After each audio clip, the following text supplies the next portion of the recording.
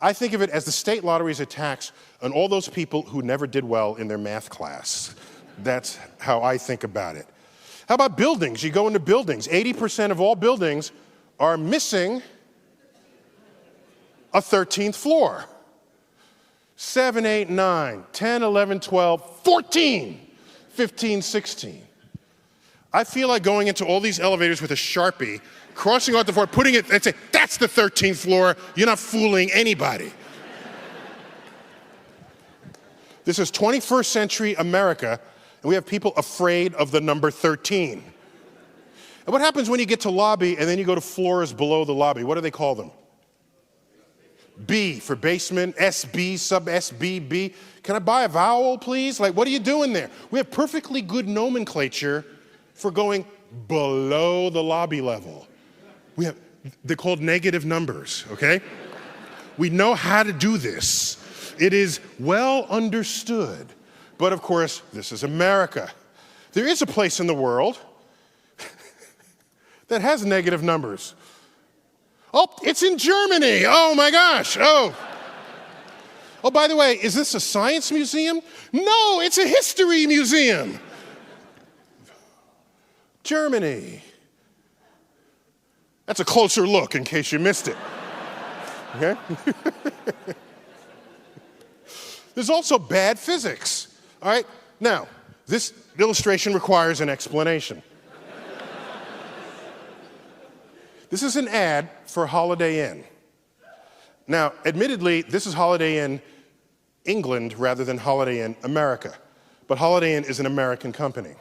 Now, this is an ad for a new marketing plan where you can have what they're calling bed warmers pre-warm your bed for you before you go to sleep at night.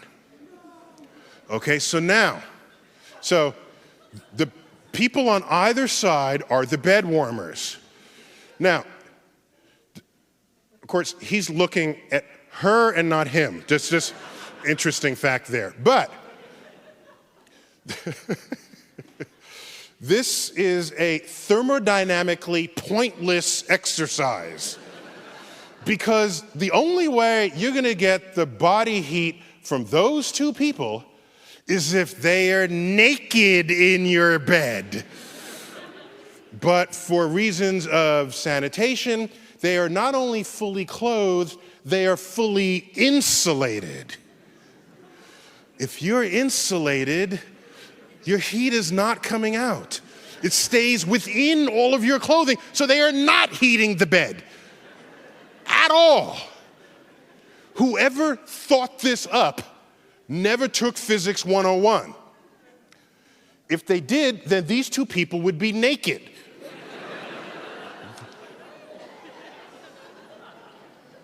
I got another one. Is there any Bayer, the Bayer Corporation, do they have plants out here? No? Good, okay.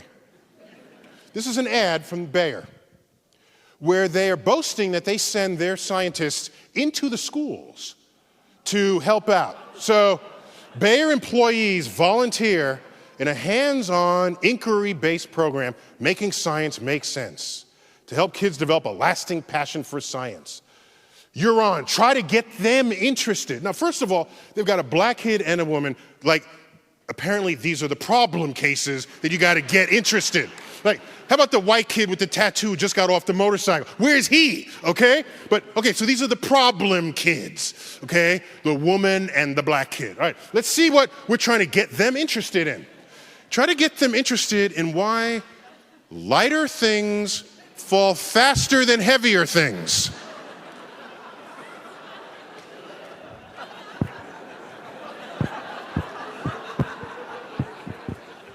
That's a tough one, huh?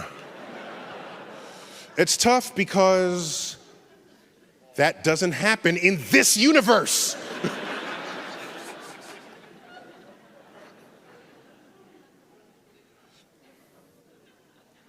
Yes, they would finally fix the ad.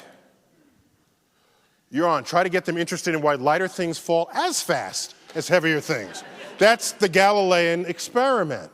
But what's clear is that that previous ad was written by somebody. Nobody caught the error. It was typeset. It was laid out. It was printed. No one caught the error. Nobody in the entire chain of command, from the first person who composed it to the copy editor of the magazine ad. So what's clear is that that whole chain of people are the ones who should be in this photo, and not these two kids.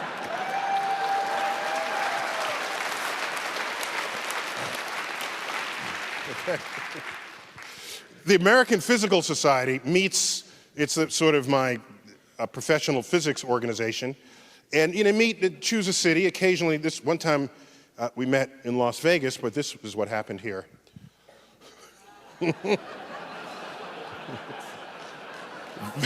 Vegas asked them never to return to the city.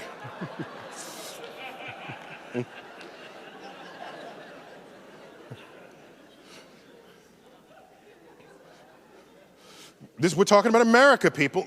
Bad engineering. What is this? Okay, levees broke in New Orleans, 2005. If you read accounts of this, they say, oh, Katrina came in and Hurricane Katrina, bad hurricane. Excuse me, pause, back up.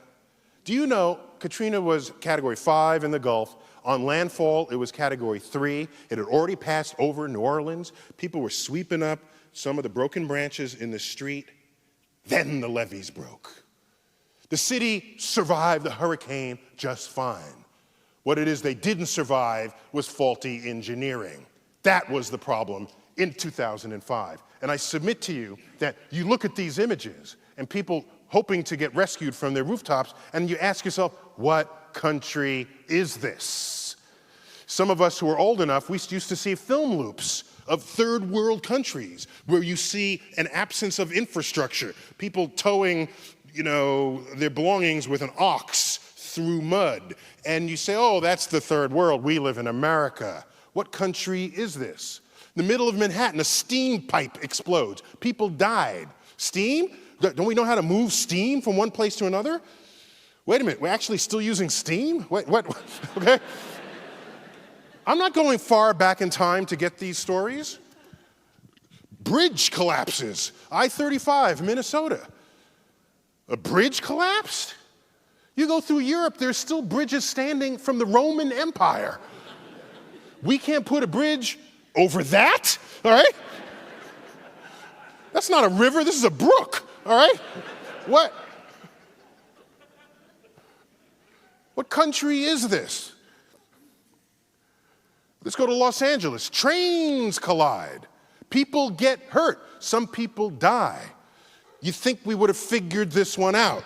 A train comes this way, you don't send another train the opposite direction on the same track. That would be like commandment number 1. All right, Railroads 101.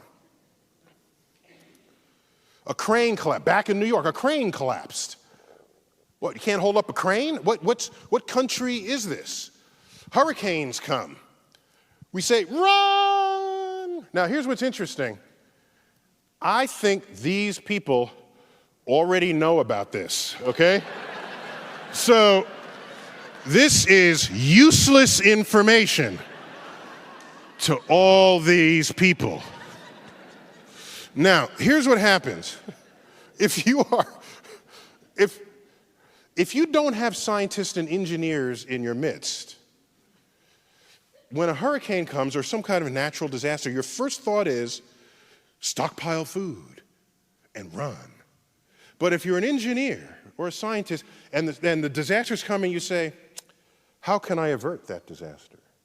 I foresee a day where a hurricane forms in the Gulf.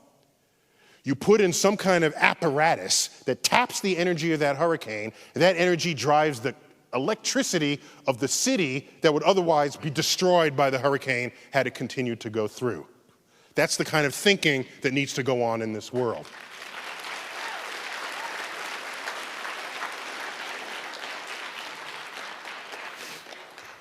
What country is this? I'm not going far back in time here. This is, yesterday's news. What country are we living in? There's more what's going on. Profound science illiteracy in this country. Here's a book that I read before I came here. I read it in its entirety. I heeded its advice.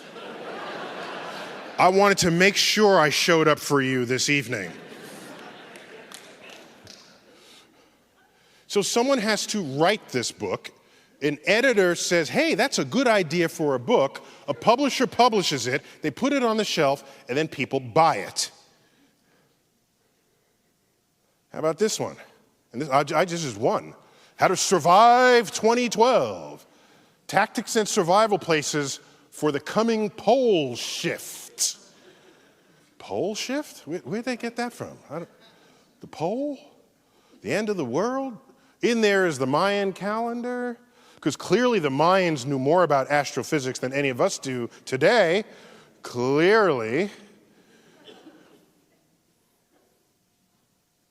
And wait a minute. Next Saturday. Whoa, next Saturday. Whoa. What country is this?